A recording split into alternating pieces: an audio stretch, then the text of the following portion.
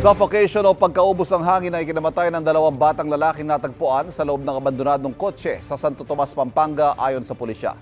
Sa CCTV video na sinuri ng Santo Tomas Police, nakita naglalaro ang magkapatid sa isang open parking space sa barangay Moras de la Paz. Maya-maya pumasok sila sa isang van. Makalipas ang ilang sandali, lumipat sila sa sirang kotse. Base sa investigasyon, nabubuksan ang kotse mula sa labas pero hindi mula sa loob.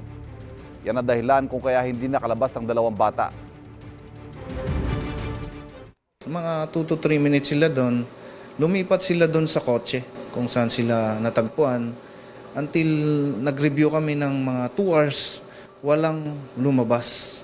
Sabi po ng doktor na nakausap namin, pag yung tao daw na suffocate sa mga ganyang close na like sasakyan, is ang pinakamabilis siyang mawawalan ng malay at tuluyang mamatay, masuffocate, is 10 minutes.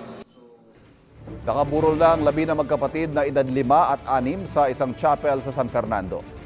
Tumanggi magbigay ng pahayag ang kanilang pamilya. Patuloy naman ang investigasyon para matukoy kung sino may pananagutan sa insidente. Kapuso, para laging una ka sa mga balita, bisitahin at mag-subscribe sa GMA Integrated News sa YouTube. Sa mga kapuso abroad, samahan nyo kami sa GMA Pinoy TV at sa www.gmanews.tv.